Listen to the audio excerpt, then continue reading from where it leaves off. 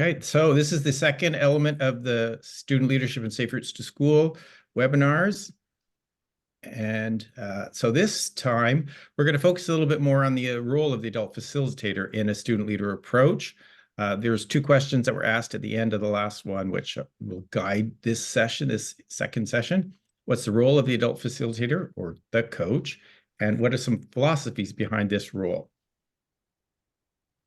Recapping from last week, there's a model of youth engagement that I have used throughout my career, developed it with a lot of interaction with children and teenagers. Two key points is, doesn't matter how young the student leaders are, they're not starting from nothing. They bring inherent skills and energy and observation and experience, which is good. Pardon me. And the other part is, stopping or reducing car trips to school is tough. Like, we know that. We've been trying this for decades. So a group can be very excited when they start, and then when they see the task at hand and hear some people's thoughts on it, it can be a little bit less motivating. And so the way out of that, as motivation might decline at the beginning, is through skill building. So if people are learning things, then there's motivation that helps bring them back up. And we talked about the roles of the adult facilitator to recruit, support, coach, and empower the student leaders.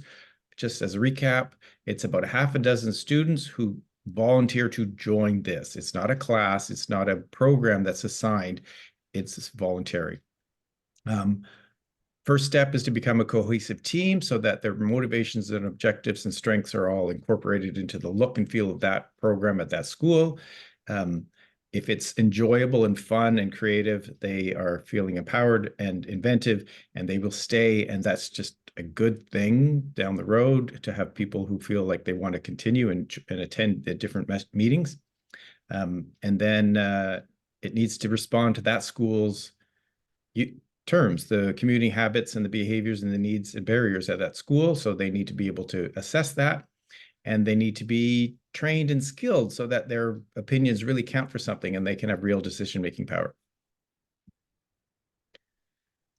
I alluded to that a little bit. Like, each program at each school will have its own identity. And how do you find out that identity? It's the people who show up. So the two key questions you ask them is why, what motivates you to join this group, and how would you like to be seen? Because there's a social risk at this age, well, any age, but you're putting your face to a program. And so how do you want it to look? Those are important questions that shape the identity of each school. So if you work with 3 schools, expect 3 different identities.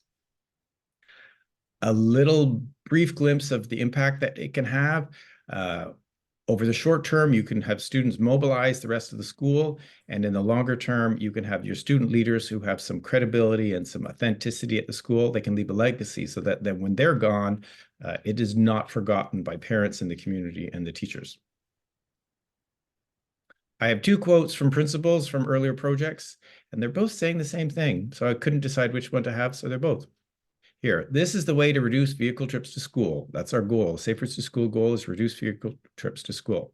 Develop global citizens who are empowered to know that they can make a difference. I think the key element there is empowered.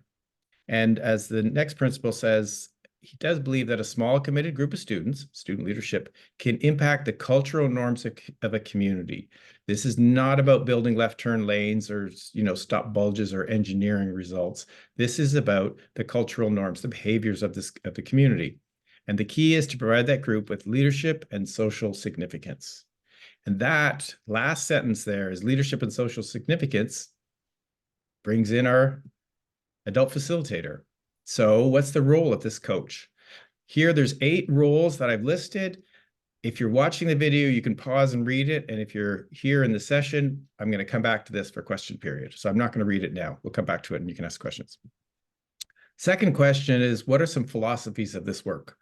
Well, in 1992, Roger Hart took a model of planning engagement and specifically adapted it to young people's participation or youth engagement. And there are 8 rungs of the ladder. I have partially blocked out the lowest 3 because they are non-participation. They're done, and sometimes by people who have very good intentions, but don't necessarily understand that you can manipulate, decorate, or tokenize youth engagement. That's not what we're talking about. The upper 5 rungs of this ladder are all valid forms of participation. They have varying degrees of decision-making and power shared with young people.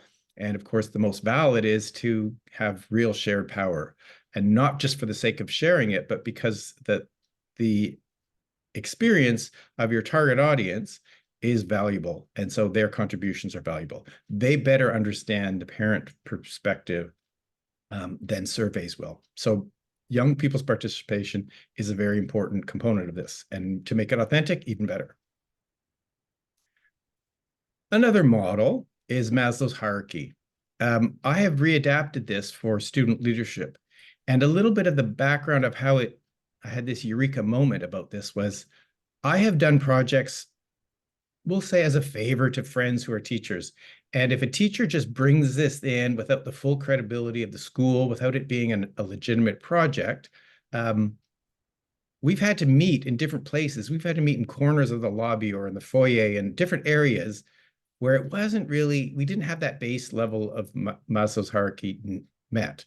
And that challenges everything up the line. So that gave me a perspective of, okay, this very well understood and commonly known model, Maslow's hierarchy, fits in here.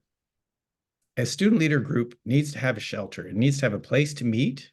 It needs to have space and a time. They have to have a little bit of a very modest budget, just something that represents their identity, so that when it's time to meet, people know who that group is. And that could be a t-shirt, it could be a button, it could be a baseball cap. It could just simply be an area of a room that has a bulletin board that says, you know, student leadership for Safe Routes to School. Moving above that, credibility within the school. Almost as a formality, the principal should come to one of the early meetings and welcome them and thank them and say this is contributing for the school. And their classroom teachers should definitely know what they're doing and understand it and recognize that these meetings that they're attending aren't extra or to be added on to their tasks. The teachers can recognize that they are benefiting the school, they're certainly learning, and they might ease up on some homework. Now that's up to this teacher, but it's not piling on extra work for the student. The moving up there, once you have a group that's respected and they get a sense of each other, it's about cohesion. They don't all have to be best friends, but they want to be able to, you want them to be able to work together and feel trust that they can voice opinions and second opinions and disagree politely when it comes time to make decisions. And moving up that ladder is contribution. I maintain if there's 7 students in a leadership group that you do at least 7 events or activities. Each person takes a lead on at least one event, and they get support of the other people. And that's the reflection of the person's interest, character traits. You know, some people don't want to speak in front of a large audience, and some people do. Some people want to be behind the scenes. However that is, and we're going to come to something up after that about that. But each person contributes, and each person can see where their fingerprints were on something that was done.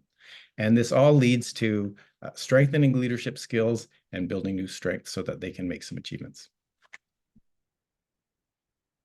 So whoever shows up, this is one of my theories about this, whoever shows up voluntarily, they are the right people, but they may not be the full team. So for example, going back to that, you know, what is a role each person could have, some people might want to speak in front of an assembly and some people might not. If no one wants to speak in front of the large audience and you realize that's an important element, you have 2 choices. You can encourage someone very strongly to do that, or you can recognize that the team might need to be a little bit bigger. So you could bring in someone else so that they might decide, okay, we need to bring in someone else, either temporarily or as permanently part of the team, but just recognizing that whoever shows up, they have value, but you might need to bring other people in. And that has to do with diversity and visibility. If everyone who shows up is a very academically minded, straight A student, then you're not representing the full school. So it's up to them, and there's activities that ask them to find out who's missing from this group. Remember, this is a short, condensed vision of what this is going on.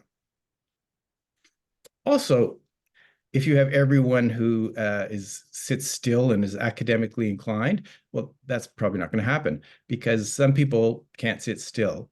And that's just a learning style that is not a problem. It's something that's valuable, and you make space for it because that diversity helps to reach a larger group of the school. It helps to respond better, and it helps to broaden the thinking patterns of the people who are there. and it keeps the groupthink from forming too quickly. Next item that really needs to happen, and as a theory of it, is that the students need to understand why they're doing what they're doing in their own words. And this is an example through improv where the students are asking other students, problem solving or devil's advocate, or asking questions about what they're doing and why they're doing it.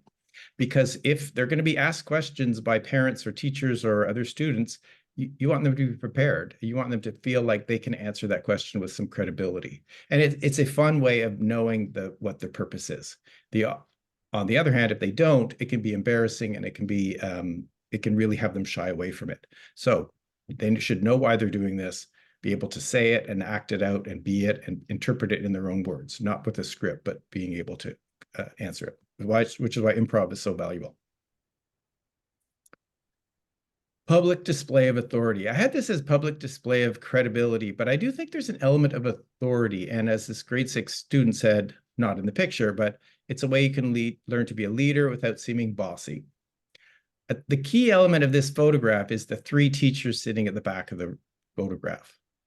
3 teachers brought their classes into this common area for presentation from the student leaders at this group.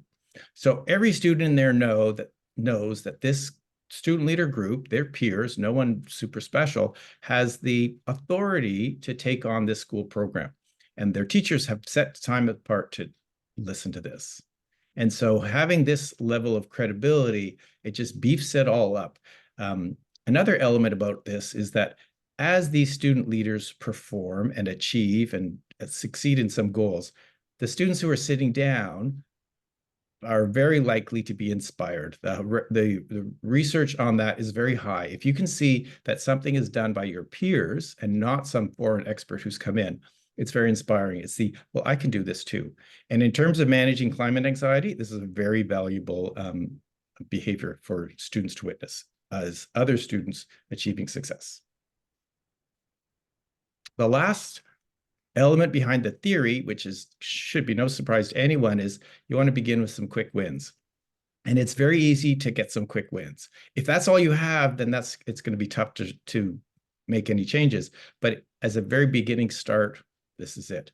And this picture, this is a very easy win. I love it. The idea was trying to address students not wearing helmets, obviously on bikes. And so the response was, would anyone wearing a helmet, you could win. And the prize was probably a sticker. It was something very little. It was a very, very easy little gift to give. Now, as you can see, these people, there's no bikes in sight. So this is in the middle of the school day, but students who rode their bike with a helmet, or even brought a helmet and were seen wearing their helmet, won. That was how low the stakes were. And anytime this is a very valuable lesson for the student leaders to get, because let's say that red helmet was worn by someone else an hour earlier. Is this still credible? Can you multitask on one helmet? And when the students question that and say, oh, the people are trying to cheat. And I say, what was the goal? The goal was to normalize helmet use. The goal was to have people seen with wearing helmets. If 2 people are wearing the same helmet at different times in order to get their sticker, have we achieved the goal? And I think we have. So the idea behind a quick win is something that is fun, is quick to energize, and gives credibility to the students so that they can progress up along. So at this point, that is the beginnings of the role of the adult facilitator in the student leadership approach. What I'm going to do now is I'm going to stop this recording, and I'd love to hear questions or feedback or challenges or anything else you want to say about that. So at this point, I'm going to stop the recording. Stop recording.